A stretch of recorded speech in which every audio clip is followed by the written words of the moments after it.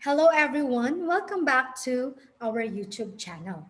So for this video, we will discuss to you about the basic principles of taxation.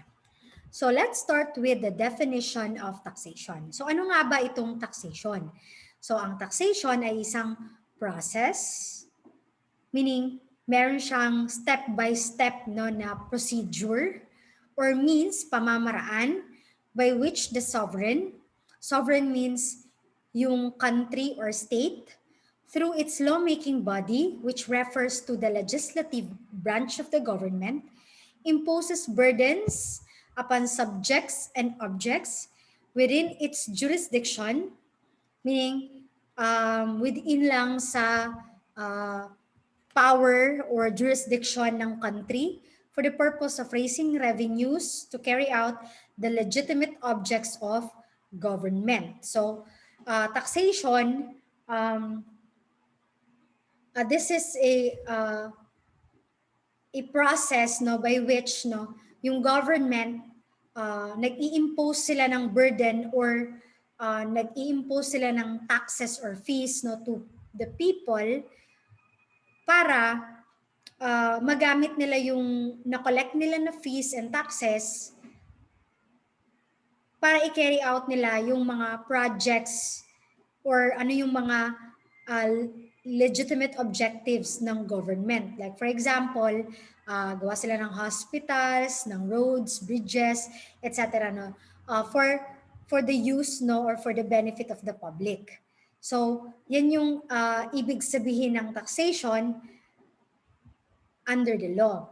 Then, we have another definition, a power by which an independent state, through its lawmaking body, raises and accumulates revenue from its inhabitants to pay the necessary expenses of the government. So, same lang din yung meaning ng definition na to doon sa first na binasa natin, na yung taxation, isa itong power ng government na mangolekta ng pera from the inhabitants, meaning from the citizens or yung mga tao na nag-earn ng income within the Philippines, para magamit nila yung pera para sa mga projects at saka sa mga programs ng government for the benefit naman ng mga tao or ng mga citizens or people within the Philippines.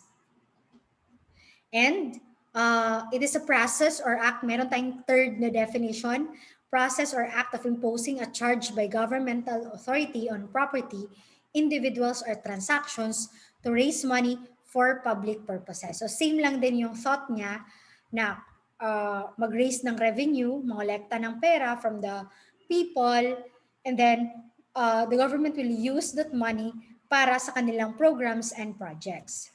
Now, before tayo mag-proceed doon sa process tsaka sa purpose ng taxation, let me just discuss to you saan ba nanggaling yung taxation power, okay? Actually, taxation power is one of the inherent powers of the state, meaning when a state exists, kaakibat na sa state na meron siyang ganitong power. So, meaning to say, there is no need for any legislative act or grant para magkaroon ng ganitong power yung state, no?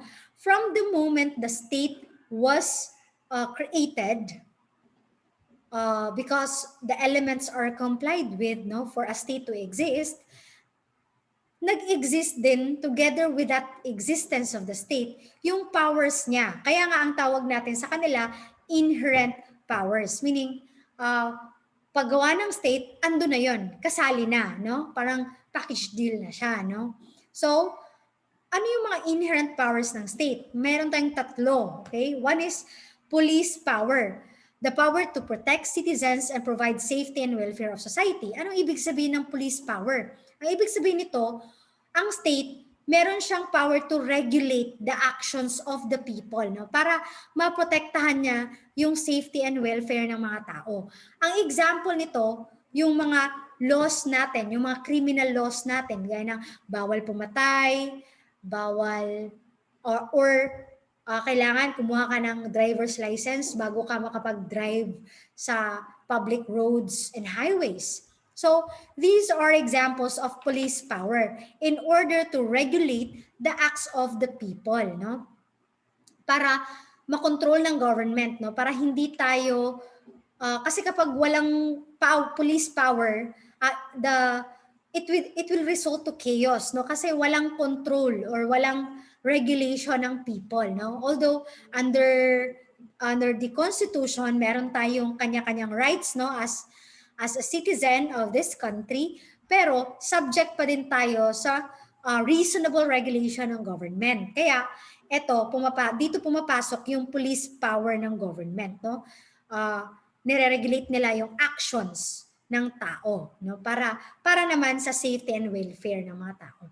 Then the second inherent power is eminent domain power. I don't know if naka-experience kayo or meron kayong narinig na balita, no, about like your neighbor's property kinuha ng government tapos binayaran sila ng government, or like yung government gumawa sila ng national highway and then syempre medyo maliit yung road, so kumuha sila ng mga private property para ma-extend, para ma-widen yung roads. So that is an example of an eminent domain power, which means that the government has the power to take private properties, no? Ang ibig sabihin nito na kapag yung government kukunin yung private property mo, wala kang magagawa dyan kasi that is an inherent power of the state. You cannot refuse to give that to the government. So kung bibili ng government yung lupa mo para gawing daan, hindi ka pwedeng mag-say no. All you can do is to negotiate kung magkano yung presyo ng property, reasonable price for the property. But as to whether or not makaka-say no ka sa government, that's not for the government to bargain with, no? Kasi under sa inherent power na meron talagang power si state na kunin yan, okay? So the only thing that you can negotiate is yung presyo ng lupa mo. So that is eminent domain power. But take note here that the government cannot take your private property without just compensation. So kailangan bayaran ka talaga ng government. Kaya nga yung mga highways natin na nagwa-widening sila, pag merong mga nasasagasaan ng mga private properties, binabayaran talaga yan ng government. Okay? And take note here that the taking of the private property must be for public purpose. No? Kasi since it is the government that takes private property, so dapat ang purpose niyan is for public purpose, hindi for personal purpose of any politician or any person in the government. No? Kasi violative na din yan ng right ng owner ng private property. Now, let's go to our main topic ngayon, taxation power. We discussed earlier yung definition ng taxation power. Diba? We said that it is a process or a means, no, of collecting money or imposing burdens, no, upon the people para gamitin ng government for their projects and programs, no, and for the benefit naman ng mga tao. So isa yung power, no, inherent power ng state, no. So let's go to the process. Ano ba yung proseso? Kasi we said earlier na taxation is a process. So ano ngayon ang process? So the process starts with levying. Ano ibig sabihin ng levying? Ito yung an act of imposing burden or an act of legislation, meaning gaya ng National Internal Revenue Code at gaya ng train law, di ba? So that is levying, meaning it is an act of imposing burden or imposing taxes. Ano ba yung way of imposing taxes? The government should enact a law, no? Kailangan merong batas na nagsasabi na you are liable for this particular tax, like income tax, no?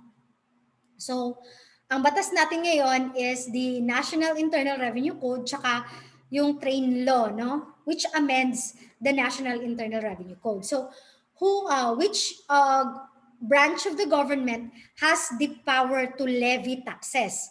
It is the legislative department or the Congress, no, that has the power to levy taxes. So sila yung gumagawa ng batas para mag-impose ng tax. Okay? So when you say legislative department, this pertains to the national government. Now, with respect to the national government, it is the Congress. And with respect to the local government units, yung legislative department natin dyan is the sangguniang panlalawigan for provinces, sangguniang panglungsod for cities, sangguniang bayan for municipalities, and the barangay council, no, for barangay. So yun ang yun sila yung branch ng government na merong power to levy taxes. So meaning to say, hindi ka pala pwedeng mag-collect ng taxes kung walang batas or walang ordinance, no, for that matter. Now, after the act of levying, of course, we go to the assessment, no, of taxes, which is an executive function. So kung for example dun sa national government, di ba, it is the Congress that levy taxes. Now for the assessment of tax, meaning dito na yung pumapasok kung magkano yung tax mo, i-compute na nila, kung may interest ba, may penalty ba, etc. So ito yung power ng executive branch. No, for the national government, it is the Bureau of Internal Revenue that does assessment, no? And also the Bureau of Corrections, Bureau of Customs, na for imports, no, importations. For local government units naman, it is the Treasury Office, no, the Treasurer that assesses taxes. And then after assessment of tax, of course, collection, meaning collectahan nila yung kung magkano yung tax na babayaran mo. Okay? And same sa assessment, yung collection is an executive function. Now, ano ba yung mga purpose ng taxation? So, first is, it is in order to raise, no, revenue or fiscal. Kasi di ba we have defined earlier na yung taxation, power siya or process siya para mangolekta ng pera to raise revenues, di ba? So that is the primary purpose of taxation, to raise revenue para gamitin ng government for their projects and for their programs, no? For the benefit of the people. But aside from raising revenues, taxation or taxes are also imposed for the purpose of regulation, meaning non-revenue, regulatory. So, gaya for example, no, common natin na example, yung mga cigarettes, meron silang excise taxes, no, for cigarettes para to regulate, no, the use of cigarettes. Kaya mahal ngayon yung mga sigarilyo dahil sa train law, no, kasi pinataas yung excise taxes, no, on cigarettes. And also yung sa mga motor vehicles, yung mga sasakyan, di ba? Nabalitaan ninyo noong nag-take effect yung train law, medyo tumaas yung presyo ng mga sasakyan because of the taxes imposed by the government para ma-regulate nila yung pagbili ng mga sasakyan. Kasi yung mga tao kasi pag maraming sasakyan na, it can cause heavy traffic, no? So yun ang dahilan, no, to regulate, no, the use of vehicles, no, the buying of vehicles.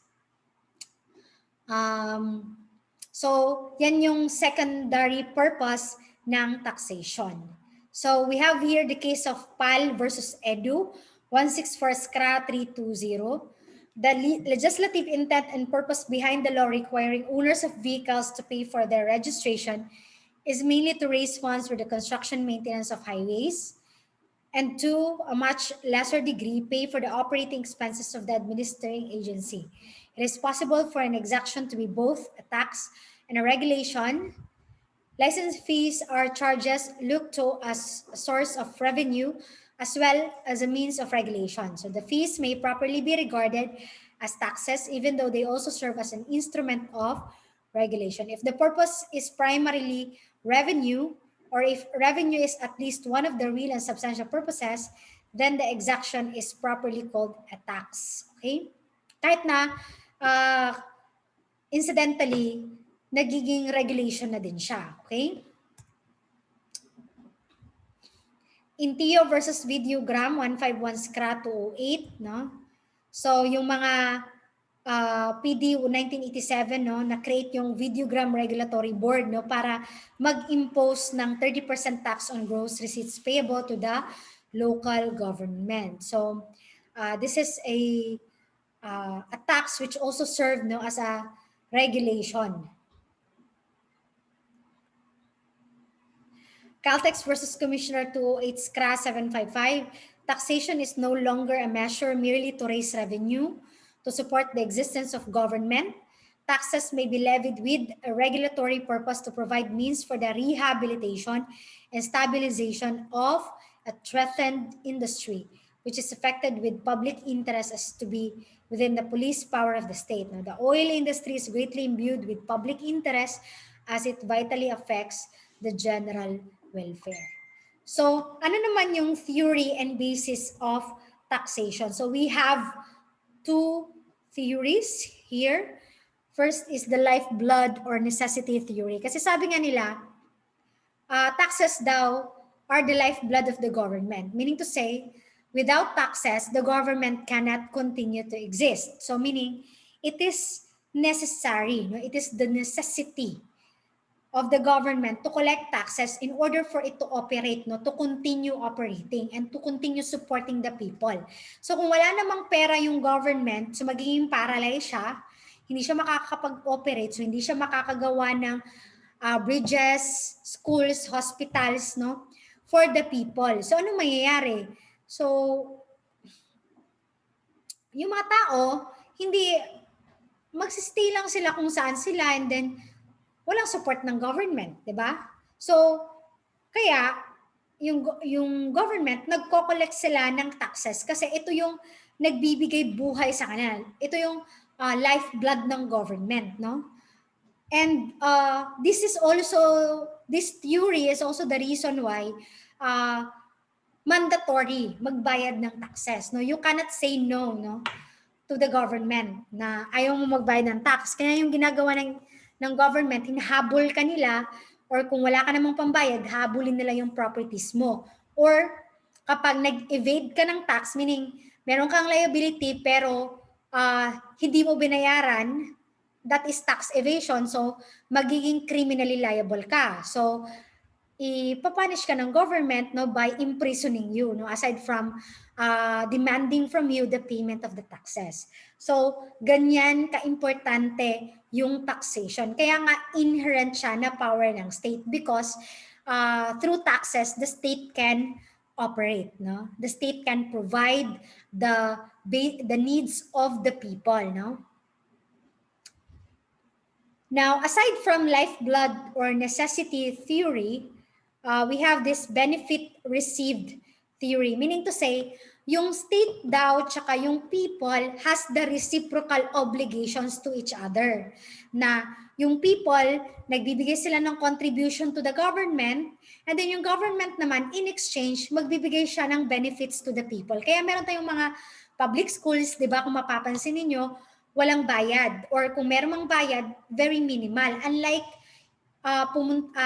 pupunta ka doon sa mga private schools na medyo expensive yung education.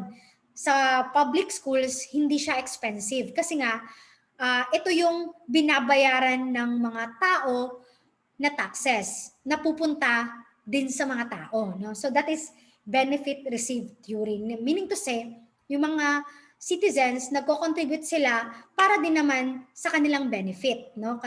Kasi gagawa ng public hospitals. Yung iba nga wala nga silang babayaran sa mga public hospitals, 'di ba? Kasi nga public siya, or kung meron naman medyo maliit lang, no? Unlike in private hospitals. And also yung benefit na nare-receive natin, yung roads, bridges, di ba? Yung nag-i-improve yung ating society ang dahil sa mga constructions, infrastructures.